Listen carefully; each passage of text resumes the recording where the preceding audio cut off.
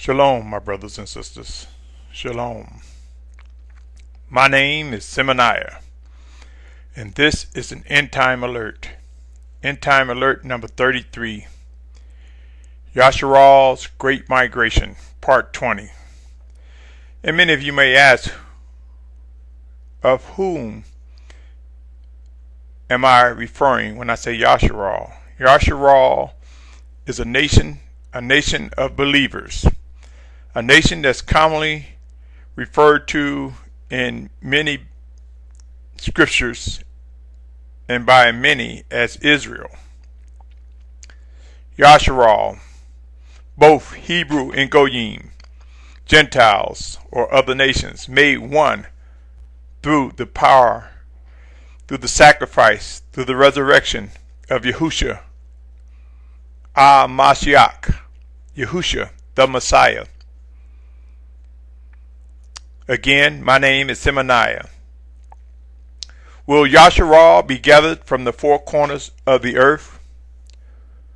Will this occur in our lifetime? How many of us will participate in that gathering? What are the processes? What would be the details involved in bringing a group together, a group of believers, an awakened nation? What would that resemble? Have we given thought to our individual tasks and responsibilities that may be laid out, that are laid out by the Most High Father? If indeed this will happen before Yahusha return, how many will be in that number? How large will that count be? And would it be safe to say that it would be a diverse group, not necessarily by race or color of skin, but believers, true worshipers of the Most High? Would it be safe to say we would have different accents, different habits, living habits, coming from different cultures that we've been infected with, conditioned with because of our captivity? Would it be safe to say that many of us will be strangers to one another? Let me share with you a passage of scriptures that will possibly give rise to thinking about the stranger that you meet if you are to participate in Yashar'al's Great Migration.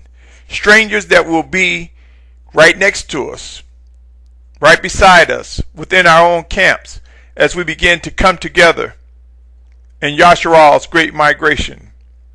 Let me share with you a passage of scripture that just might encourage us to start praying that we can grow in discernment, where the Spirit of Yahusha reveals to us so we can minimize falling prey to the predators. Let me share with you a passage of scriptures that give rise to consideration to the stranger. This alert, I will say, if I was to give it a title, I would say When Strangers Come Together. Here's an excerpt from Matthew's 25th chapter, verses 32 to 45. And all the nations shall be gathered before him, and he shall separate them one from another, as a shepherd separates his sheep from the goats. And he shall set the sheep on his right hand, but the goats on his left. Then the sovereign shall say to those on his right hand, Come, you blessed of my Father, inherit the reign prepared for you from the foundation of the world. For I was hungry, and you gave me food. I was thirsty, and you gave me drink. I was a stranger, and you took me in. I was naked, and you clothed me. I was sick, and you visited me. I was in prison, and you came to me. Then the righteous shall answer him, saying, Master, when did we see you hungry, and we fed you, or thirsty, and gave you to drink? And when did we see you a stranger, and took you in, or naked, and clothed you? And when did we see you sick or in prison, and we came to you? And the sovereign shall answer and say to them, Truly I say unto you, And so far as you did it to one of the least of these my brothers, you did it to me. He shall then also say to those on the left hand, Go away from me, accursed ones, into the everlasting fire prepared for the devil and his messengers. For I was hungry, and you gave me no food. I was thirsty, you gave me no drink. I was a stranger, and you did not take me in, was naked, and you did not clothe me, sick and in prison, and you did not visit me. Then they also shall answer him, saying, Master, when did we see you hungry or thirsty, a stranger, or naked, or sick, or in prison, and did not serve you? Then he shall answer them, saying, Truly, I say unto you, insofar as you did not do it to one of the least of these, you did not do it to me. A passage of Scripture. This was Matthew 25, verses 32 to 45. Consider the stranger. Consider the stranger when Yashar'al comes together. People that we won't know. Individuals that don't know one another. But we share a common point. We share a heart to worship and obey the Most High through the Messiah, Yahusha. How many of us give thought to the message regarding strangers, this passage of scriptures? Have we come to yield to the love, to the mercies, to the understandings, to the guidance of the Most High? Have we come to yield to Him, to His Spirit, so that we can embrace the stranger? We can feed or give drink to the stranger. Have we come to the point where we can embrace one another? That we can hold one another's hands?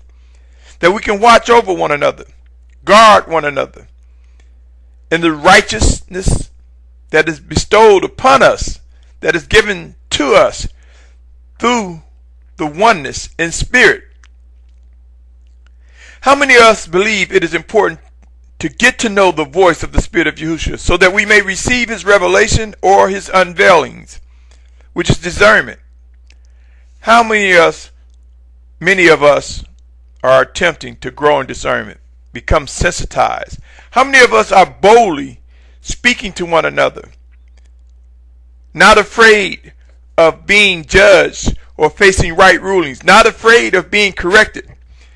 For when iron sharpens iron, we will make mistakes thinking it might be the voice of the Spirit of Yahusha guiding us, and might come to find out that we're wrong. How many of us have no problems yielding to correction when that error comes? Or are we too proudful? Are we too stiff-necked? Have we embraced error, unrighteousness, erroneously, thinking that it is righteousness? Have we become too stubborn? There's a difference between being stubborn and wrong, confidently wrong, in error, than being as a tree planted by the rivers of water, standing on righteousness, standing on the precepts and instructions given to us by the Most High. When Yashar'al is fully awake and are gathered together, many of us will be strangers from different backgrounds and habits. There will be diversity in communication, complete with varying accents and dress habits. Let us begin to realize how there will be differences. It will be a process. It will consist of details. There will be a time of submitting, subjecting, yielding, being humble.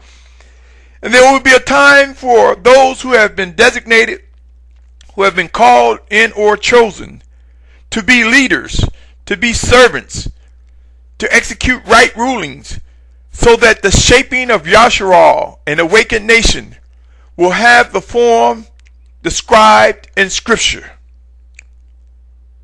It's coming, my brothers and sisters, and we are all being prepared to contribute something towards this body with many members. Prepare to meet strangers with the love we receive from the Most High. Are you ready, my brothers and sisters? Can you embrace me? Can you hold my hand? Can I hold your hand? Would you watch over me? Would you give me food or drink? Is it important that you see my face now or later? Is it important how we look towards one another? What's more important, the spirit of a man or a woman? What's inside? Sprouting out? Or is it glamour and glitz? Is it vanity? Will we allow our attitudes and perceptions to get in the way if we see a brother or a sister that's blessed, that's filled with riches and things? Do we allow that to interfere with us loving that individual, or do we resent that individual? Or are we one that's blessed with many things, and do we look down on the brother or sister that is poor in physical appearance, poor in things? Do we look down? Do we come across as arrogant? Do we believe we have been separated from the poor, that we yet cannot have a heart to reach out to the one that appears to be dirty outside, but inside their heart is clean, their spirit is clean, for they have chosen to worship and obey the same Elohim, most righteous Father, Yahuwah? Have we truly and indeed embraced a belief to worship and obey according to all that is written? In Yashar'al's great migration, how much time do we have to begin to practice exercising, getting to know a stranger, being able to truly love a stranger? How much time do we have to roll that in our heads as a script or as a film strip? How much time do we have to really allow our bodies to be shapen and molded in a way in which we can embrace the stranger that shared the same belief, the stranger that is made one with us and them, Yahusha in us, by the power and might of the Most High Father? Strangers. When strangers come together, again, will it happen in our lifetime? And if so, how soon will we begin to see gatherings one by one, small groups to larger groups to even larger groups? How soon will it be, my brothers and sisters, before we begin to see an awakened nation, Yashar'al, both Hebrew and Goyim, made one by Yahusha, our Messiah? May the message in these words find the ears that they are intended to land on. May the message of this presentation and all that has come before and after this find the ears and the spirit in the individuals that they are designed to find. May Isaiah 55:11 have its place and be fulfilled. It is work, my brothers and sisters. We are in battle, real battle. It is a struggle.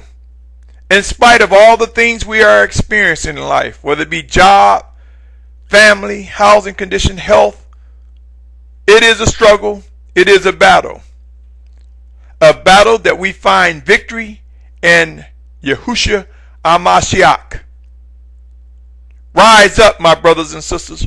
Rise up with the strength of knowing that you have been called in or chosen to participate in the awakening of a nation, in Yashar'al's great migration, and the gathering of a nation of believers under the banner of Yashar'al.